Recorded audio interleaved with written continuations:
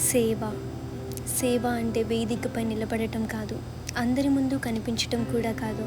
ఎవరు చూడనప్పుడు ప్రేమతో చేసే పనే నిజమైన సేవ. యేసు రాజుగా వచ్చి సేవ చేయించుకోవచ్చు. కానీ ఆయన శిష్యుల కాలు కడిగి సేవ చేయటం నేర్పించాడు. ఆయన అన్నాడు, సేవ చేయుటకు వచ్చాను కానీ సేవ చేయించుకునుటకు కాదు అని.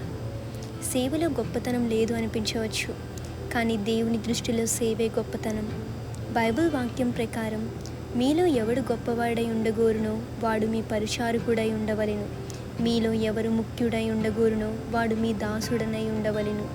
మత్తాయి 20:26-27. సేవ పనితో కాదు, ప్రేమతో విలువైనది. సేవ చేసే చేతులను దేవుడే బలపరుస్తాడు.